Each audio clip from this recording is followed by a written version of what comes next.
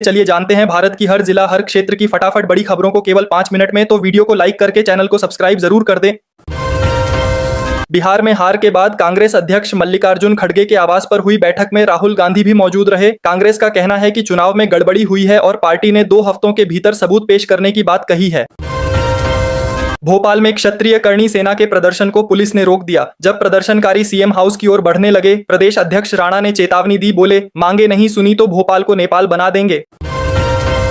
प्रधानमंत्री मोदी ने कहा कि कांग्रेस का एक और विभाजन संभव है। उन्होंने चेतावनी दी कि भाजपा अब बंगाल में भी जंगल राज को पूरी तरह उखाड़ फेंकेगी और वहां की जनता को विकास की राह पर ले जाएगी।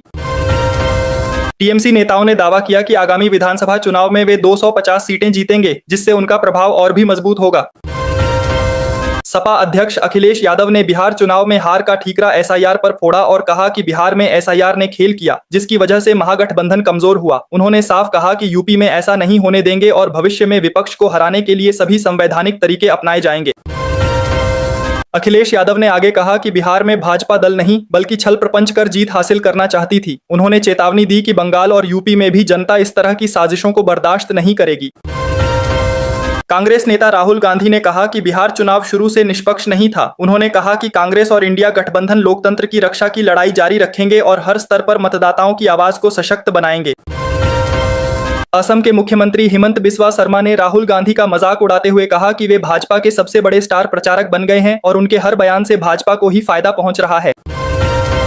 बिहार की जीत का जश्न दिल्ली में भी मनाया गया। प्रधानमंत्री मोदी ने गमछा हिलाकर कार्यकर्ताओं का उत्साह बढ़ाया और सभी को यह संदेश दिया कि भाजपा की शक्ति अब हर जगह दिखाई दे रही है।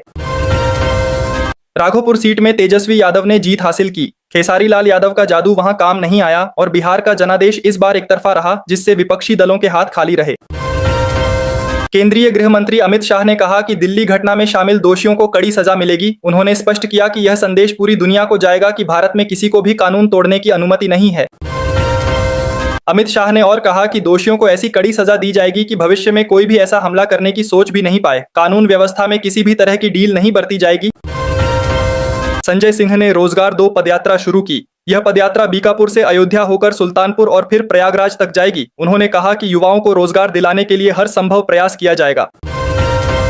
उत्तर प्रदेश में पेपर लीक और भ्रष्टाचार के मामले सामने आए। आम आदमी पार्टी के नेता संजय सिंह ने योगी सरकार पर निशाना साधते हुए कहा कि प्रशासन ने व्यवस्था को गंभीर रूप से प्रभावित किया है। केंद्रीय मंत्री धर्मेंद्र प्रधान ने दावा किया है कि भाजपा अगले विधानसभा चुनावों में पश्चिम बंगाल में सत्ता में आएगी। ममता बनर्जी ने साफ कहा है कि टीएमसी चुनाव अकेले लड़ेगी, कांग्रेस या अन्य पार्टियों के साथ गठबंधन नहीं करेगी। देश भर में ठंड की लहर जारी है। दिल्ली, एनसीआर, हरियाणा और उत्तर प्रदेश में रात का तापमान गिरकर 2-3 डिग्री सेल्सियस तक पहुंच गया है। प्रधानमंत्री नरेंद्र मोदी 19 नवंबर 2025 को पीएम किसान की 21वीं किस्त सीधे किसानों के खातों में भेजेंगे। जिन किसानों ने ई-केवाईसी या बैंक विवरण अपडेट नहीं किया है, उन्हें यह लाभ नहीं मिलेगा।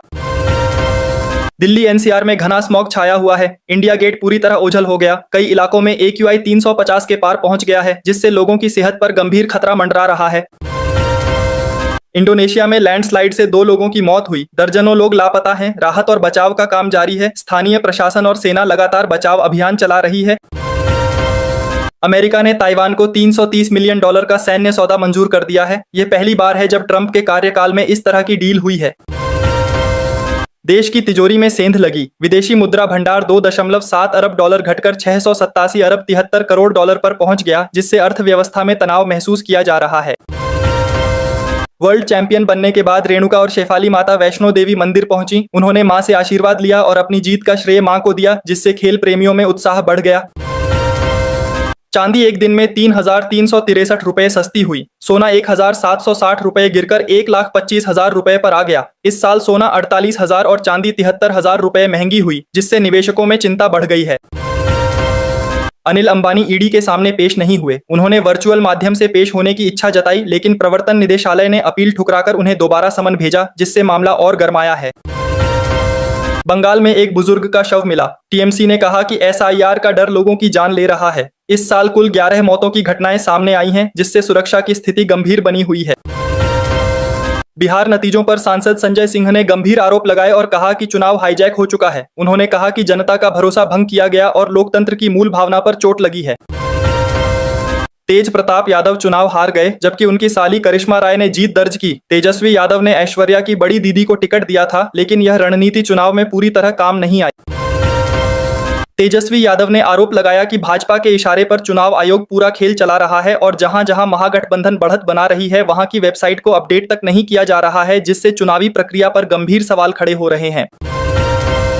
लालू प्रसाद यादव की बेटी रोहिणी आचार्य ने कहा कि वह राजनीति छोड़ रही हैं और अपने परिवार से भी दूरी बनाने का फैसला कर रही हैं, जिसके बाद पूरे राजनीतिक गलियारे में नई चर्चाएं शुरू हो गईं। गुजरात में प्रधानमंत्री नरेंद्र मोदी ने कांग्रेस पर आदिवासी समाज की अनदेखी करने का आरोप लगाया और कहा कि कांग्रेस ने आदिवासियों के योगदान को दशकों तक भुला दिया, जबकि केंद्र सरकार लगातार उनके हितों के लिए काम कर रही है। झारखंड के कोडरमा में एक स्कूल बस पलटने से 31 छात्राएं घायल हुईं। हादसे के बाद मौके पर अफरा तफरी मच गई और प्रशासन ने तुरंत सभी बच्चियों को अस्पताल पहुंचाया। जनसुराज की ओर से आरोप लगाया गया कि एनडीए सरकार ने लगभग 40,000 करोड़ रुपए खर्च कर जनता के ही वोट खरीदने की कोशिश की, जिस पर राजनीतिक बहस और तेज हो गई है।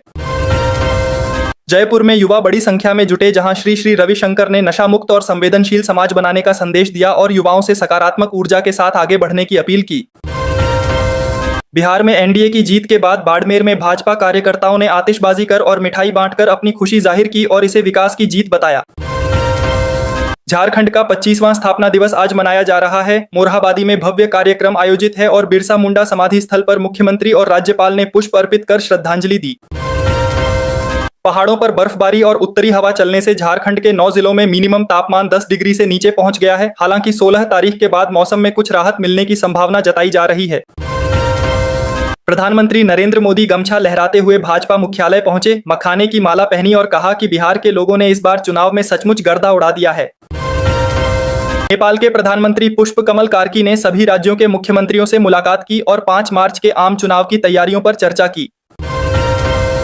राहुल गांधी के खिलाफ लंबित याचिका पर सुनवाई 21 नवंबर को होगी। इस याचिका में उन पर भगवान श्रीराम को काल्पनिक बताने का आरोप लगाया गया है।